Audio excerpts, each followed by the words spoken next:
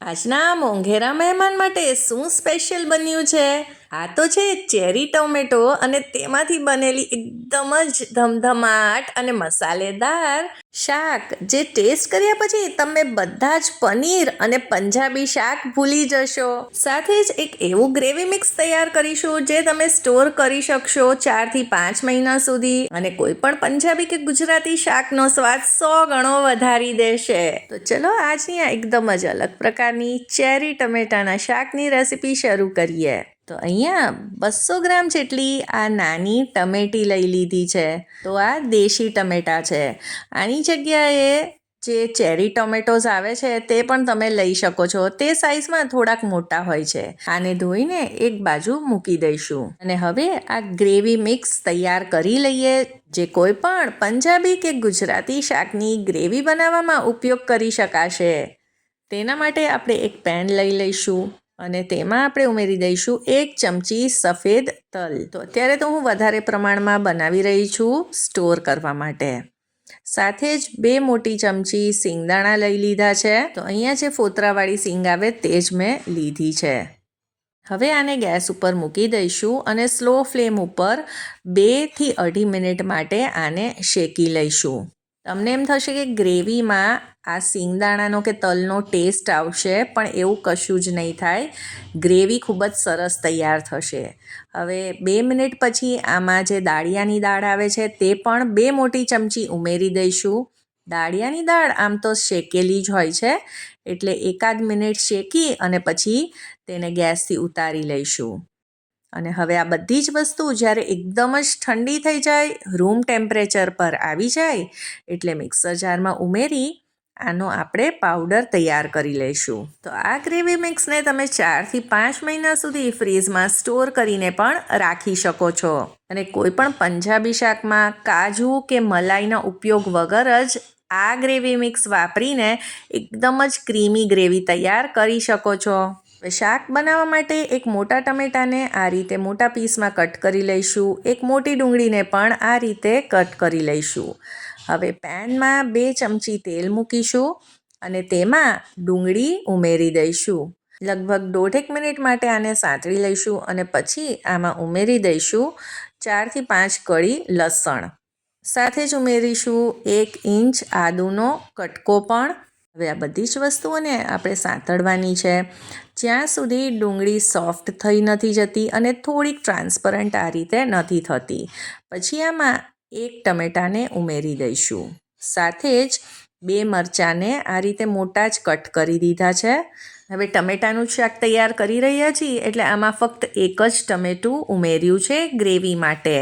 હવે આને ઢાંકી દઈશું, અને ટમેટાં એકદમ જ સોફ્ટ થઈ જાય ત્યાં સુધી આ બધી જ વસ્તુને આપણે કૂક કરી લઈશું. પણ વચ્ચે વચ્ચે આપણે મિક્સ પણ કરતા રહીશું. હવે આ સોફ્ટ થઈ ગયા છે, તો આને આપણે ઉતારી લઈએ ગેસથી, અને ઠંડા થાય પછી મિક્સર જારમાં આને ઉમેરી દઈશું, અને આની આપણે એક પેસ્ટ તૈયાર કરી લઈશું. તો આમાં પાણી બિલકુલ નથી ઉમેરવાનું, અને આની આપણે પેસ્ટ તૈયાર કરી લીધી છે. હવે એક કઢાઈ મૂકી દઈશું ગેસ ઉપર, અને તેમાં 2 ચમચી તેલ ઉમેરીશું. તેલ થોડુંક ગરમ થાય એટલે તેમાં આ ટમેટાં ઉમેરી દઈશું. સાથે જ અડધા કેપ્સિકમને આ રીતે નાના પીસમાં કટ કર્યા છે તે પણ એડ કરીશું, અને ડુંગળીના પડ છૂટા પાડી તેના પણ આ રીતે પીસ કર્યા છે. આ બધી જ વસ્તુને લગભગ 1.5 થી 2 મિનિટ માટે ધીમા તાપે સાંતળવાના છે. જો વધારે સાંતળીશું તો આ ટમેટાં એકદમ જ સોફ્ટ થઈ અને ભાંગી જશે. તો હવે તેને કાઢી લીધા છે. હવે તે જ કઢાઈમાં આપણે થોડુંક તેલ ઉમેરી તેમાં શાકનો વઘાર તૈયાર કરીશું. તો થોડુંક જીરું ઉમેર્યું છે, અને પછી આ જે પેસ્ટ તૈયાર કરી છે ડુંગળી ટમેટાની તે આમાં ઉમેરી દઈશું. તો આ બધી જ વસ્તુને આપણે પહેલાં સાંતળેલી જ છે, એટલે ફક્ત 1 મિનિટ માટે આમાં સાંતળી લઈશું.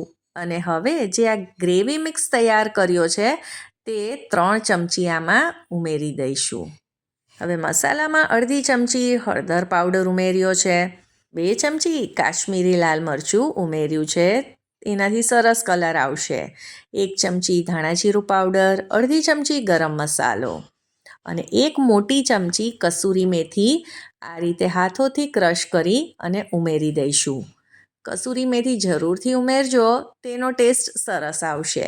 મસાલાને ગ્રેવી સાથે મિક્સ કરી લઈએ અને તેને પણ આપણે સાંતળી લઈએ લગભગ 1.5થી 2 મિનિટ માટે.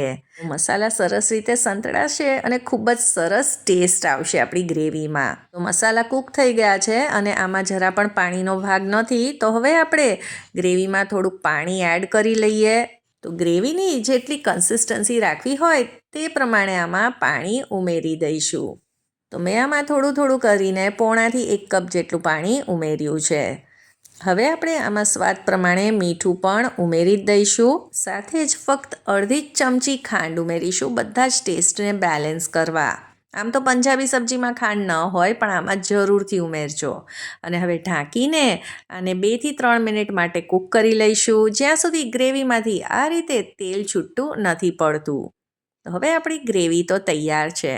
હવે આપણે જે ટમેટાં, કેપ્સિકમ ને ડુંગળી સાંતળીને રાખેલા તે આમાં ઉમેરી દઈએ અને બસ આને હળવે હાથે આપણે મિક્સ કરી લઈશું અને ગેસની ફ્લેમને અત્યારે જ બંધ કરી દઈશું. કેમ કે જો આપણે આને વધારે કૂક કરીશું તો આ જે આખી ટમેટી આવી સરસ દેખાય છે તે છુંદો થઈ જશે. તો એક વખત આ ટમેટીનું શાક જરૂરથી ટ્રાય કરજો. ઘરના નાના મોટા બધાને મજા જ પડી જશે. આશા કરું છું આજની રેસીપી તમને પસંદ આવી હશે. મળીએ ફરી નવી રેસીપી સાથે. ત્યાં સુધી સૌને જય શ્રી કૃષ્ણ.